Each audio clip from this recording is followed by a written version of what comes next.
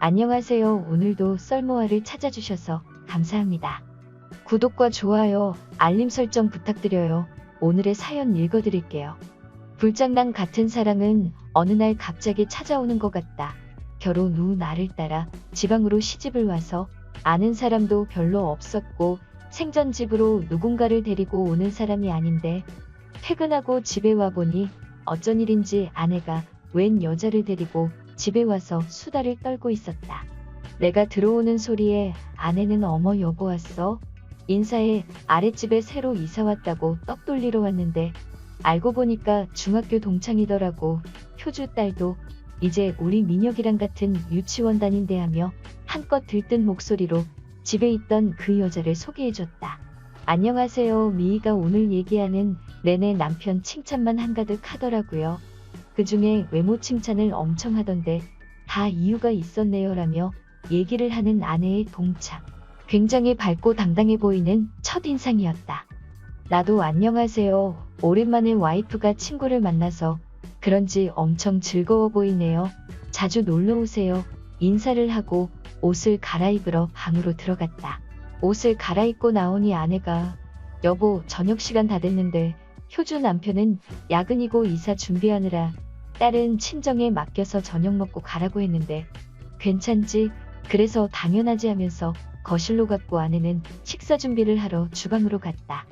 어색하게 소파에 앉아서 TV를 보고 있었는데 효주 씨가 먼저 얘기를 건넸다. 미희가 남편이 그렇게 가정적이고 사랑이 넘친다고 자랑을 얼마나 하던지 너무 궁금했어요. 미희 엄청 부럽네요. 나는 멋쩍게 웃으면서 아유 아니에요. 뭐 다들 하는 것만큼 하는걸요. 뭐 저 따라 연고도 없는 곳 와서 와이프가 고생하는데 옆에서 저도 많이 도와야죠 했다.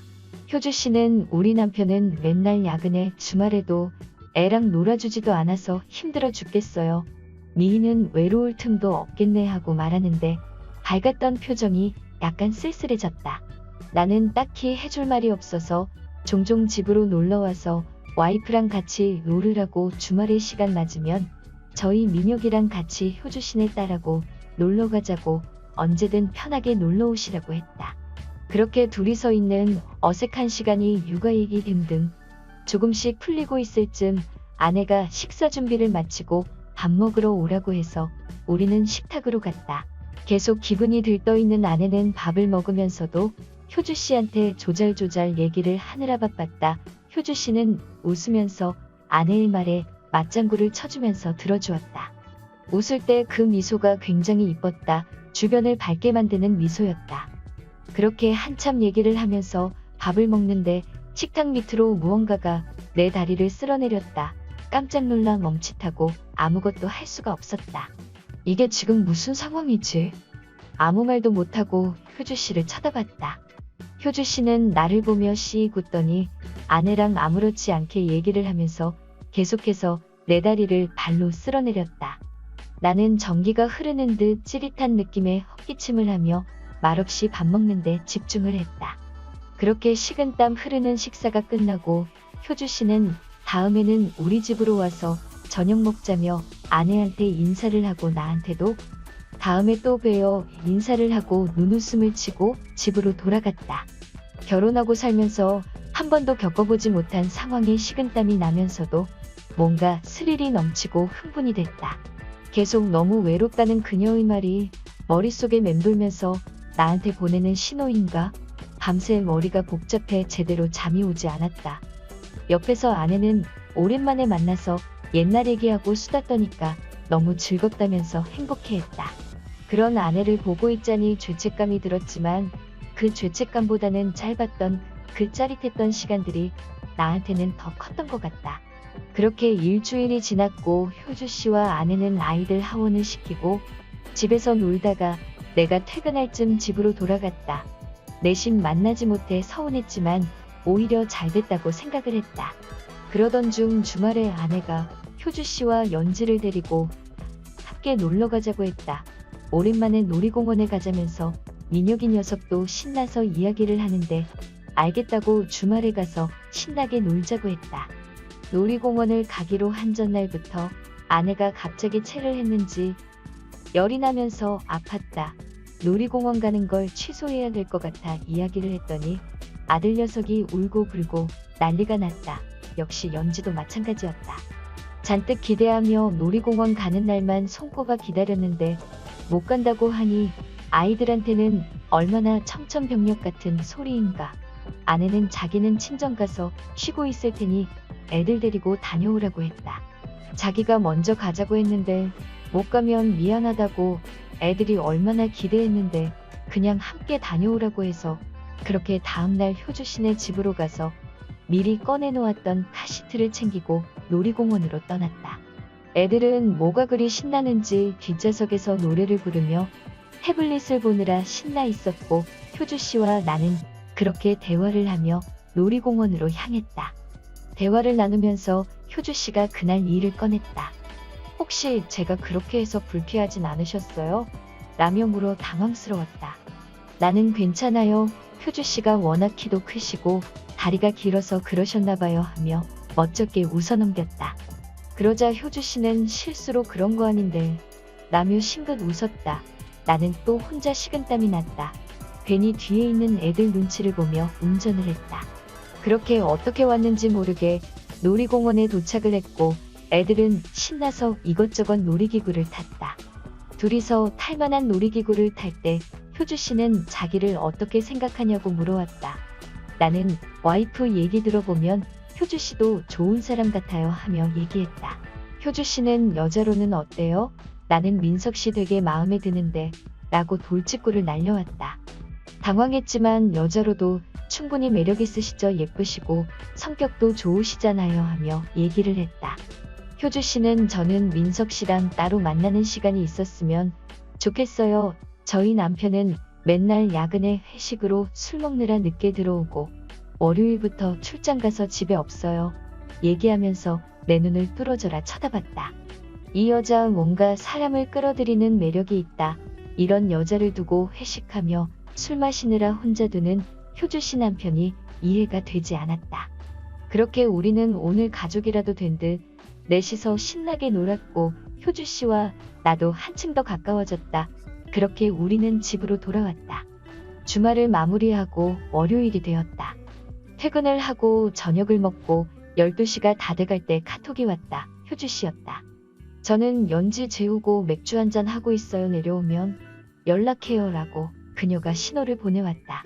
나는 고민할 새도 없이 자고 있는 아내를 두고 담배와 핸드폰을 챙겨 나와 아랫집으로 향했다. 도착이라는 카톡을 남기자 기다렸다는 듯이 효주씨는 문을 열어주었다. 문을 열자 슬립 차림의 그녀가 보였다. 굉장히 섹시했다. 효주씨는 어서 들어와요 하며 나를 끌어당겼다. 그렇게 우리는 함께 술을 마셨고 나는 술이 약해 몇 잔 먹으니 알딸딸해졌다. 그렇게 그녀와 나는 안방 침실로 향했다. 남의 부부의 침실이어서 그런지 왠지 모르게 더 흥분이 되고 짜릿했다. 먼저 우리는 서로의 입술을 탐했고 그렇게 천천히 하나가 되었다.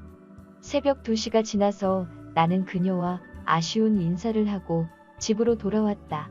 아내는 세상 모르고 자고 있었고 나는 아까 일을 계속 생각하며 두근거렸다. 효주씨는 그렇게 남편이 없을 때 나를 종종 불렀고 나는 또 그날만 기다리며 아내가 잠들지 않았을 때는 잠깐 친구를 만나고 오겠다고 나와 아랫집으로 향했다. 우리는 짧은 시간이 아쉬워 그 짧은 시간 동안 몇 번을 했다.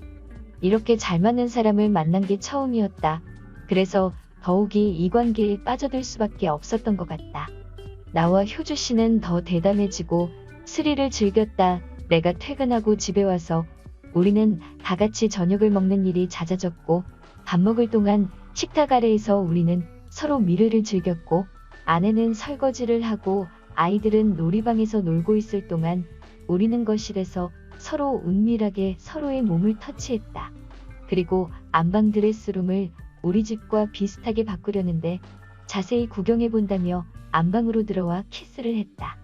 하면 할수록 더 대담해지는 게 스릴 넘쳤다.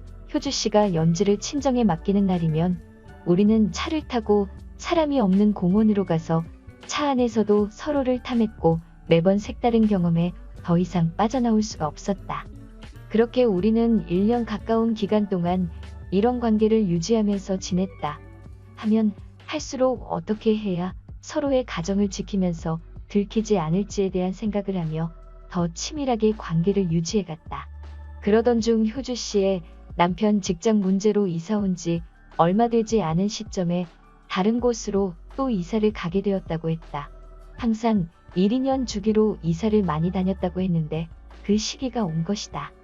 이사를 일주일 앞두고 우리는 더 뜨거워질 수밖에 없었고 하루는 연차를 내고 효주 씨는 아이를 친정에 맡기고 하루 종일 모텔에서 몇 번이고 서로를 만족시켰다. 그렇게 이삿날이 되었고 아내는 굉장히 서운해했고 나 또한 서운했다. 그렇게 효주 씨는 떠났고 몸이 멀어지니 자연스레 우리의 관계도 끝이 났다. 다시 일상으로 돌아왔지만 그녀와의 추억이 종종 떠오른다. 오늘의 사연 여기까지입니다. 오늘도 들어주셔서 감사해요.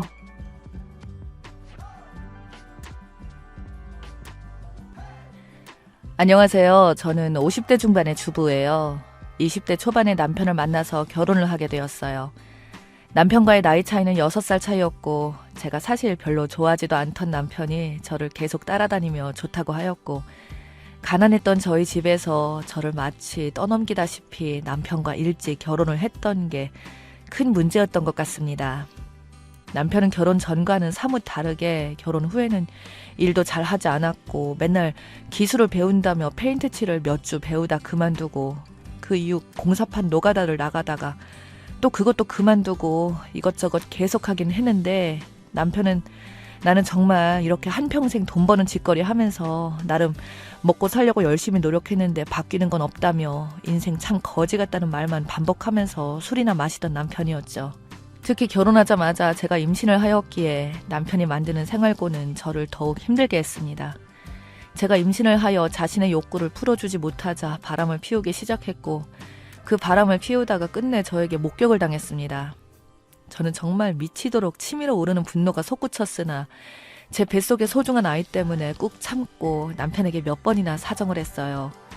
처음에 남편은 제 눈치를 보며 걸리면 한동안 바람을 안 피운 척 하다가 제가 어쩔 수 없이 매달리는 걸 알고는 그때부터 대놓고 바람을 피우기 시작하더군요.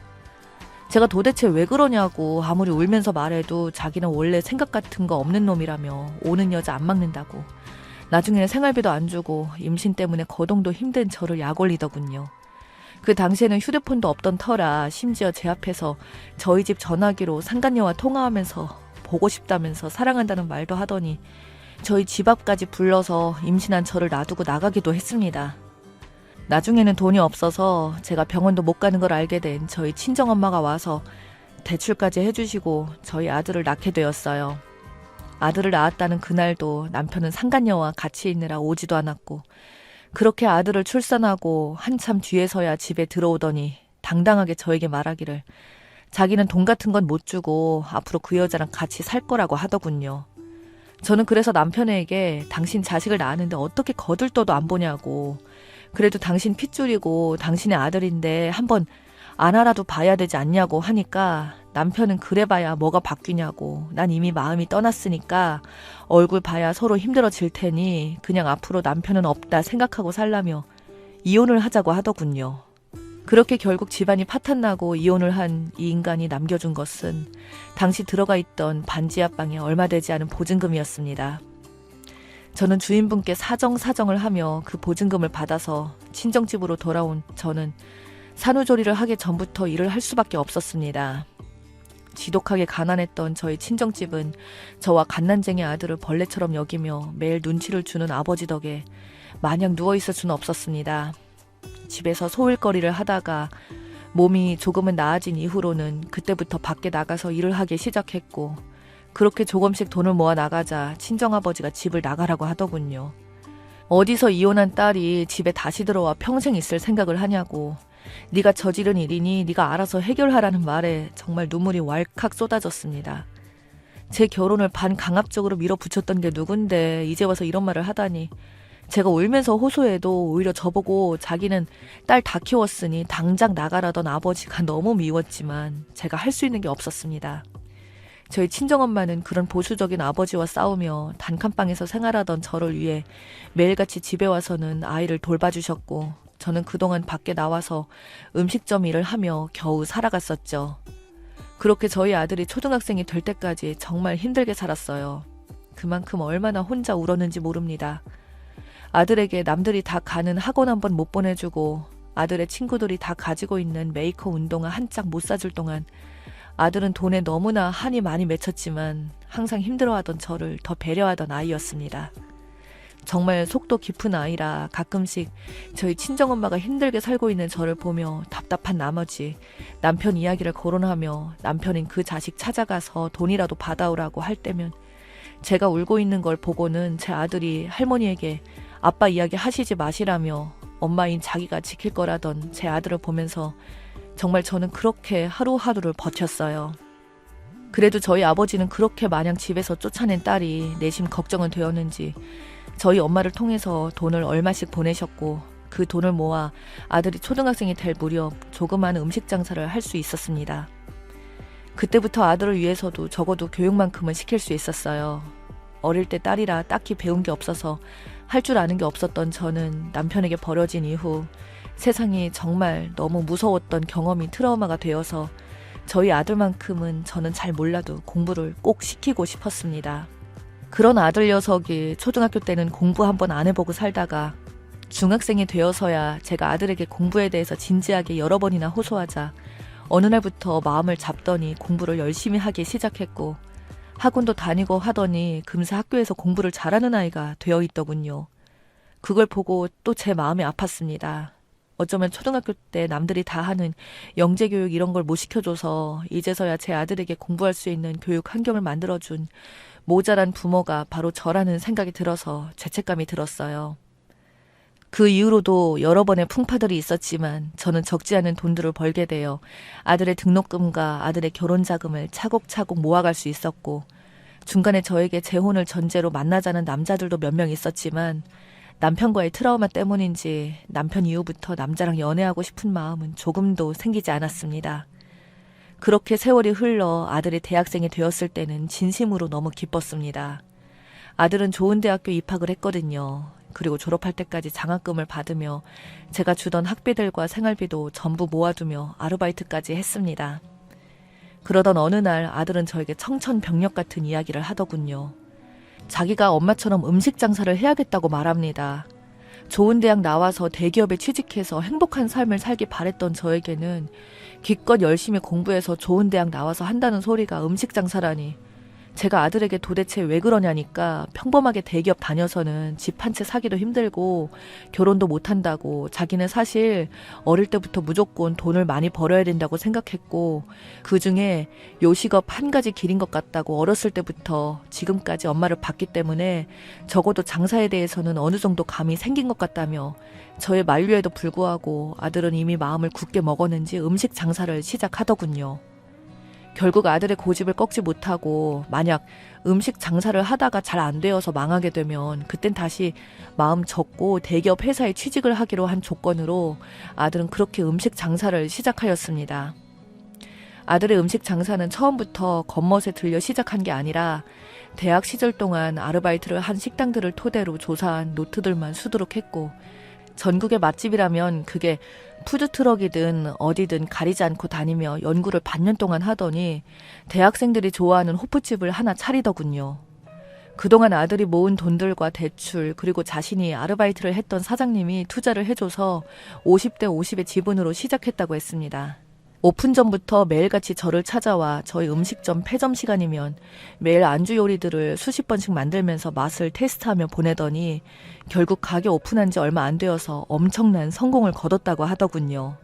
불안 반 기대 반으로 그런 아들을 지켜보았으나 3년도 채 되지 않아 5군데의 지점을 확장하며 저에게 그동안 너무 고생이 많으셨다고, 자기도 솔직히 1년은 조마조마했는데 3년째 지나도 이 정도 수익이 나오니 안정권에 이제 접어든 것 같아서 고급 아파트 한 채를 샀다며 제 이름의 명의로 사주더군요. 매달 생활비 드릴 테니 이제는 음식 장사 하지 말라던 제 아들을 보니 그동안 살아온 세월들이 마치 이날을 위해서 살았나 싶었습니다. 저는 우리 아들이 벌은 돈으로 어떻게 내가 호의호식 할 수 있겠냐며 말을 하자 제 아들이 저에게 말하기를 엄마는 내가 어렸을 적 충분히 저를 버리고 더 좋은 삶을 살 수도 있었을 거라고. 자기가 엄마였으면 그 지독하게 미웠던 아빠 때문에라도 자기를 벌었을 것 같다고 말하며 수십 년간 하루도 안 쉬고 일하시느라 요즘 관절도 안 좋고 병을 달고 사는 거 다 안다고. 그러니 자식인 저를 위해서라도 아픈 몸 이끌고 이제는 일을 좀 그만하시라고 하더군요. 정 일을 하고 싶으시면 아들 가게나 한 번씩 나오셔서 관리만 좀 봐주시면 좋겠다는 말에 결국 저도 일을 그만두게 되었어요.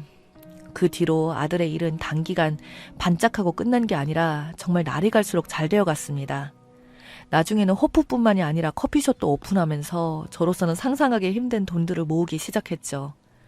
아들도 그때는 이제 연애도 하며 곧 결혼을 할 무렵에 사건이 생기게 되었습니다. 어느 날 저희 집에 아파트 하수관이 막혀서 수리공을 불렀는데 그 수리공 얼굴을 보자마자 저는 얼어버릴 수밖에 없었습니다. 30년이 넘게 지나도 그 얼굴은 한눈에 알아보겠더군요.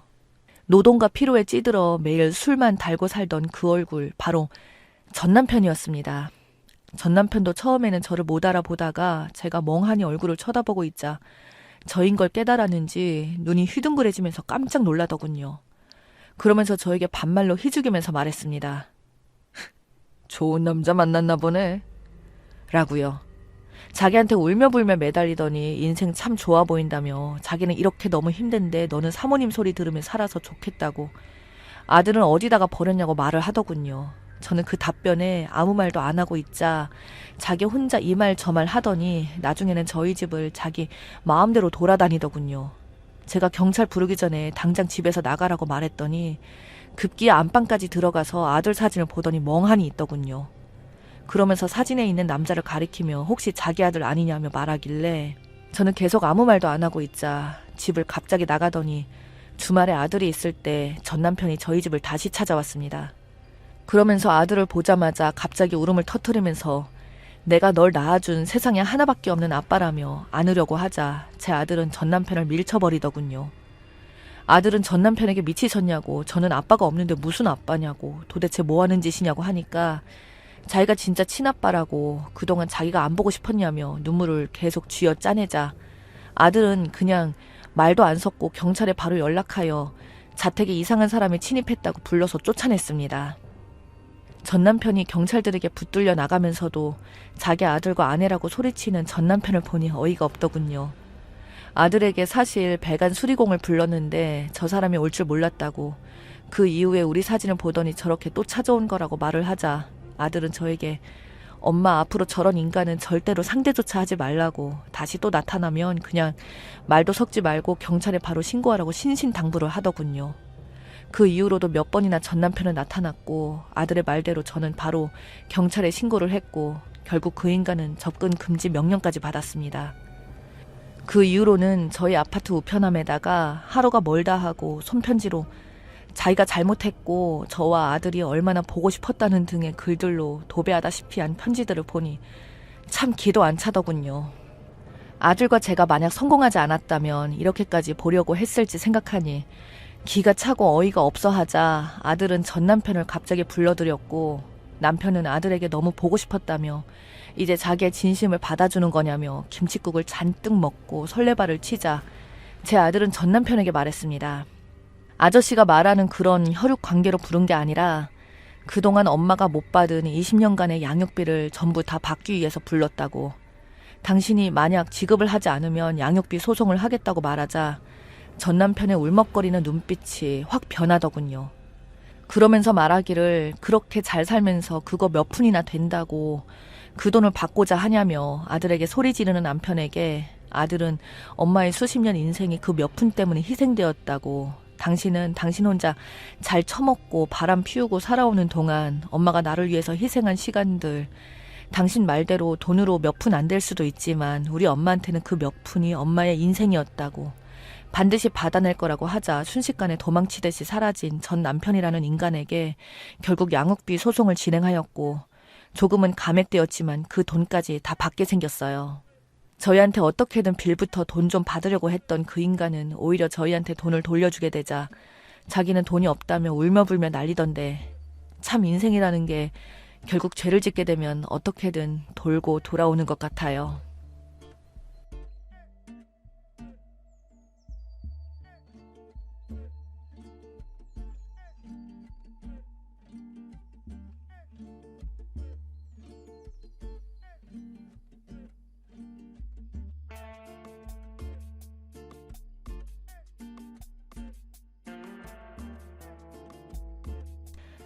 안녕하세요. 저는 41살에 10살 된 아이를 키우고 있는 엄마입니다. 지금은 그때 사건에 대해서 마음의 정리도 좀 된 상태이다 보니 이렇게 제가 겪었던 사연을 글로 작성하게 되었어요. 남편과 연애하고 결혼 생활한 기간이 15년 정도 됩니다. 한창 꽃이 필 나이에 지금의 남편을 만나 여자의 길을 포기하고 정말 열심히 살아왔는데 고생했다는 말 한마디 하기는커녕 저에게 분노만 안겨준 남편 때문에 한 번뿐인 인생 이렇게 사는 건 아닌 것 같아 이혼을 결정했어요. 남편은 자기가 잘못한 행동에 대해서 충분히 반성하고 있으니 다시 재결합하자고 애원하고 있습니다. 시어머니까지 매일 찾아오셔서 불쌍한 자기 아들을 용서해달라며 애걸복걸 하시네요. 지금으로부터 5년 전 남편의 직업이 바뀌는 시점이 있었어요. 그 전에는 일반 회사원이기 때문에 거의 회사 집 밖에 몰랐지만 그때도 집에 와서 도와주는 건 하나도 없었어요. 그런데 회사의 경영이 나빠지기 시작하면서 인원 조정이 들어갔고 실적도 부진했던 남편은 퇴사를 하게 되었고 실업급여를 받으며 몇 달 지내다가 다시 시작한 일자리는 자동차 딜러 영업직이었습니다. 그 전부터 꼭 한번 해보고 싶었다. 근데 이번 기회에 마음 잡고 시작하려고 이것저것 준비하는 모습에 그래도 집안의 가장이라고 저와 아이 먹여 살리려고 열심히 하는구나 생각했는데 그건 제 착각이었습니다. 영업을 한답시고 뭔 놈의 술을 그리고 많이 퍼마시는지 차라리 예전과 했던 일과 비교도 안 될 만큼 안 좋았어요. 돈도 쥐꼬리만큼 벌어오면서 영업으로 나가는 돈이 훨씬 많다 보니 점점 생활고에 시달리면서 제 불만은 더욱더 커져갔습니다. 그런데 남편은 밑밥을 깔아야 나중에 큰 게 들어온다며 점점 더 거침없이 지출을 하기 시작했고 언제까지 믿고 기다려야 할지 몰라 불안하던 찰나 남편의 실적이 조금씩 늘어나기 시작했어요. 회사 생활 할 때에는 다르게 열정적으로 노력하는 모습은 정말 인정했습니다. 또 다른 남자를 보는 듯한 느낌이었으니까요. 그렇게 시간이 지날수록 하루에 한 통도 전화가 안 오던 핸드폰에 손이 떨어지지 않을 정도로 쉬지 않고 전화가 왔어요. 그리고 신차가 출시될 때마다 남편은 더욱더 바빠졌습니다. 그러다 보니 다음날 올 때도 있었고 매장에서 자고 바로 일한 적도 많았어요.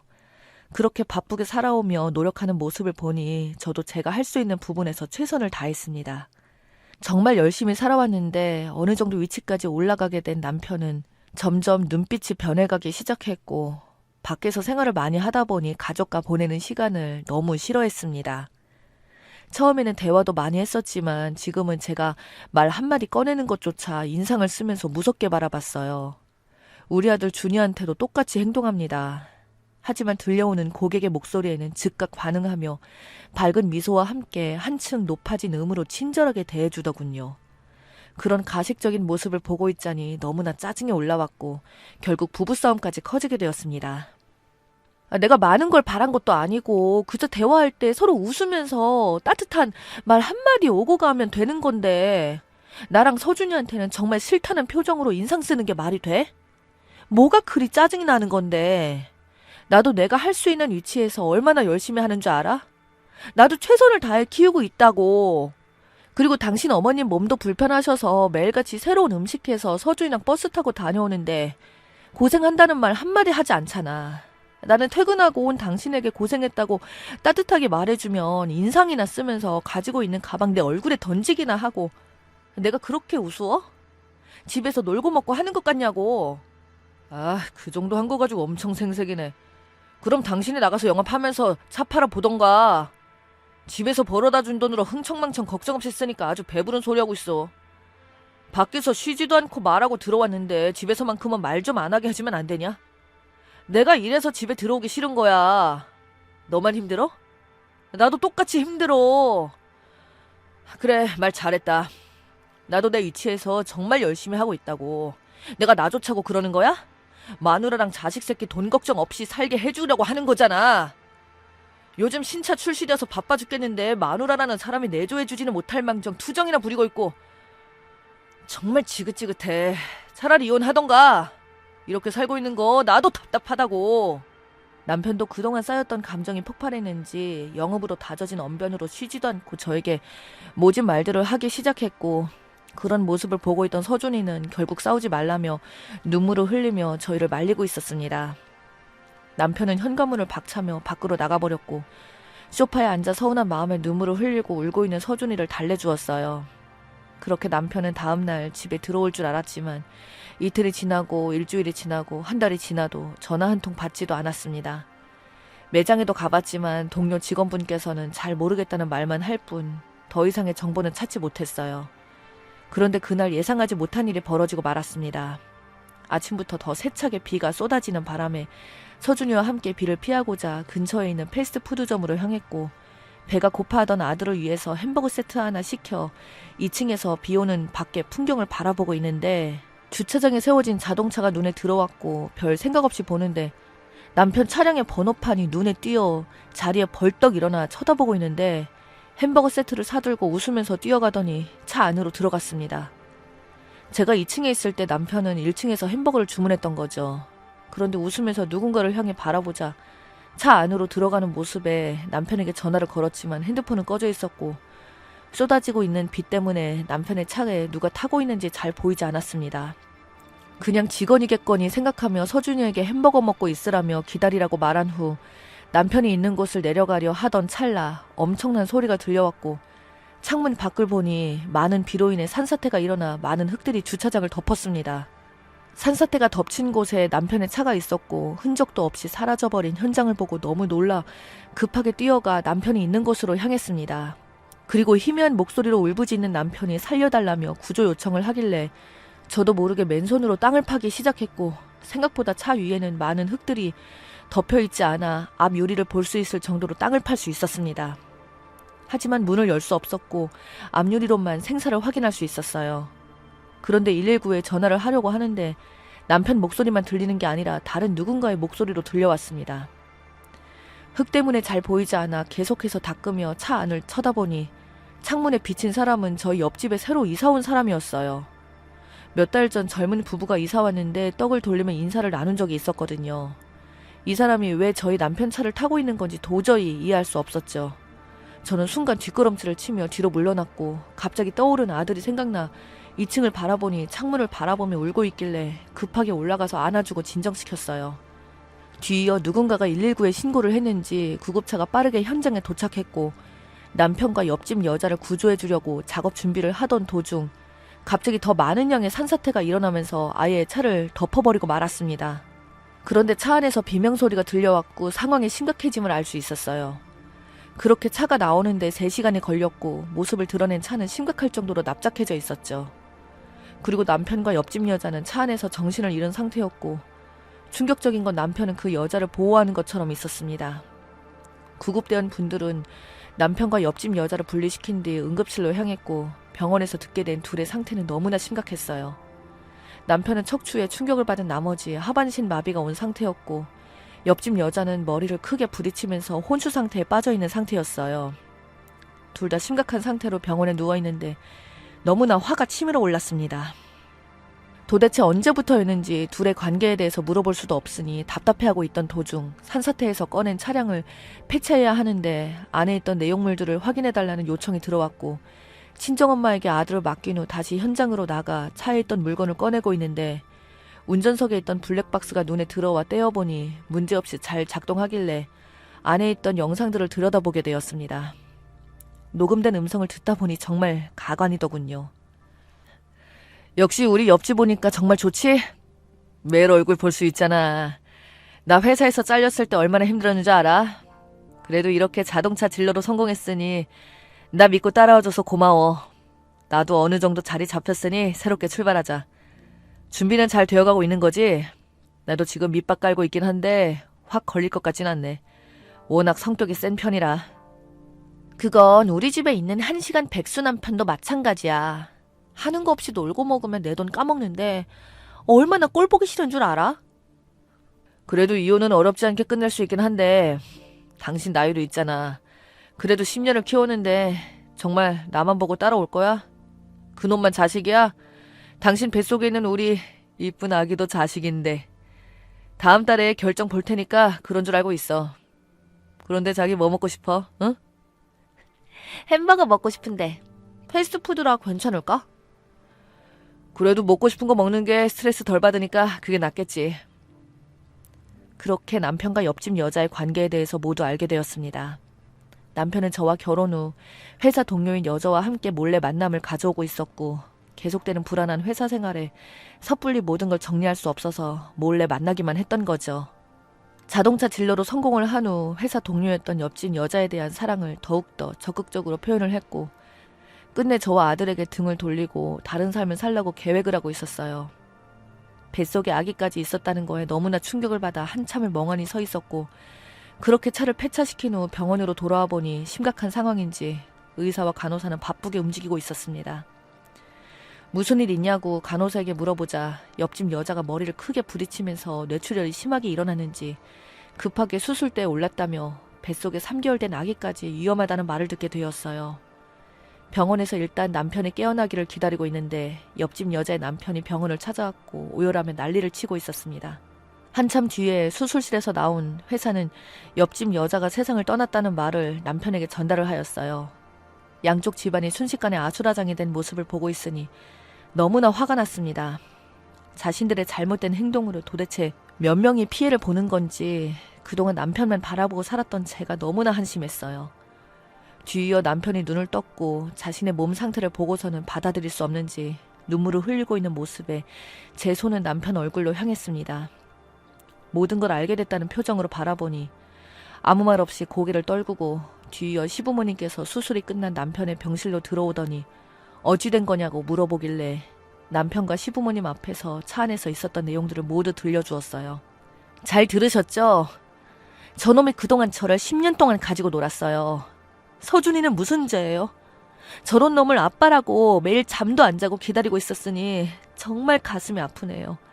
저는 절대 용서해 줄 일 없으니까 한 번씩 마비된 못난 아들 뒷바라지하면서 잘 살아보세요. 저는 더 이상 이렇게 살 수 없을 것 같아요. 쓰레기 같은 게 제 남편이었다는 게 너무나 소름 끼쳐요. 제발 이혼만은 하지 말거라. 내가 잘못했다. 내 잘못이니 너무 감정적으로 생각하지 말고 다시 한 번만 나를 봐서라도 용서해 줄 수 없겠니? 내가 이렇게라도 부탁하마. 아들을 떠나면 우리는 어떡하라고. 내가 이렇게 무릎 꿇으마. 떠나지 말거라. 무릎 꿇으셔도 소용없고요. 용서해 줄 마음도 전혀 없어요. 이 못난 놈아, 당신이 잘못한 일로 인해 어머님이 내 앞에서 무릎까지 꿇고 싹싹 빌고 있다. 이래도 네 행동에 대해서 잘못한 건 없다고 생각해? 그렇게 벌받고도 자존심은 남아있나 봐. 어떻게 미안하다고 한마디도 안 할 수가 있어? 정말 대단하다. 앞으로 평생 그렇게 살아. 다시는 얼굴 볼 일 없을 거고 우리 아들 서준이도 다시는 볼 생각하지 말고. 하늘이 준 이 기회 절대 놓치지 않을 거야. 평생을 그 몸뚱이로 후회하면서 살아봐 어디. 제 다리를 붙잡고 놔주지 않던 시어머니를 뿌리치고 병실에서 나왔어요. 그렇게 유책 배우자인 남편에게 이혼 소송과 위자료 청구 소송을 제기한 상태입니다. 너무나 황당하고 어이없는 상황에서 벌어진 일이었지만 이런 상황으로 인해 제가 알게 된 게 천만 다행이라고 생각해요. 만약 모르는 상태로 당했다면 정말 정신적인 충격이 너무나 컸을 것 같거든요.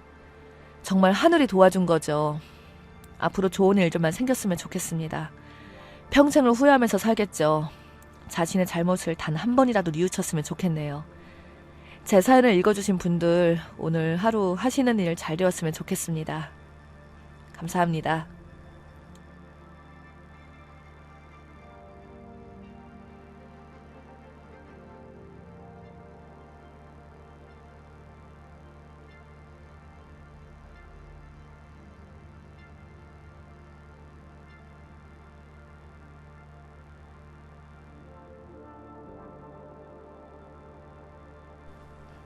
안녕하세요. 저는 현재 아이 둘을 키우고 있는 42살 엄마입니다.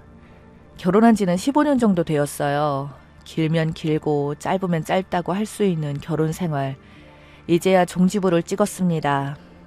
다른 건 다 이해했는데 갑자기 생각 없는 행동을 할 때면 등에 식은땀이 날 정도로 상황을 심각하게 만들어버리는 남편이 그동안 절 너무 힘들게 만들었죠. 제가 지금부터 들려드릴 사연 여러분들께서는 어떻게 생각하시는지 의견 한번 들어보고 싶어요. 15년 전 남편을 처음 만났을 때가 생각납니다. 그때 만나지 말았어야 했는데 지금 생각해보면 정말 너무 후회가 밀려옵니다. 회사 신입이었던 저를 보고 첫눈에 반했다며 시도 때도 없이 쫓아다니다가 회사 사람들 앞에서 대놓고 내 여자라고 선전포고를 해버리는 바람에 제겐 어떤 남자들도 접근하지 않았습니다. 그때 남편의 직급이 과정이었는데 당연히 밑에 있는 사람들은 저에게 눈길조차 주지 않았죠. 회사에 이제 막 입사했는데 생각 없는 행동을 한 모습에 정말 많이 실망했었습니다. 그러던 중 제가 연애를 하게 되는 상황이 생기고 말았죠. 회식 자리였어요. 한창 분위기가 무르익었을 시점에 볼 일이 급해 화장실에 갔다가 나왔는데 어떤 남자와 부딪히는 사건이 있었습니다. 제가 먼저 부딪힌 건 아니고 술에 만취한 덩치 큰 남자가 제 어깨를 부딪힌 건데 그 사람 모습이 너무 무서워 저절로 죄송하다는 말이 먼저 나왔죠. 그런데 저를 보더니 죄송하면 다냐고 소리를 지르기 시작했고 술이 많이 취해서 여자에게 해서는 안 될 말을 퍼부으며 무섭게 다가오자 저도 모르게 식당에서 비명을 지르고 말았습니다. 모두의 시선이 저와 이상한 남자에게 향했고 그 모습을 본 남편은 빠르게 다가와서 자기 여자 건드렸다며 어떤 상황인지 물어보지도 않고 주먹부터 날아갔고 아수라장으로 변하면서 회식 자리를 망치게 되었습니다. 그런데 그런 모습을 보고 있던 제가 지금 생각하면 미쳤던 것 같아요. 그 행동이 저를 지켜주고 있는 것 같아 마음이 끌리기 시작했고 그 일을 계기로 회사에서 공식적으로 연인 사이가 되었어요. 넘어가지 말았어야 했는데 지금 생각하면 땅을 치고 후회할 일이에요.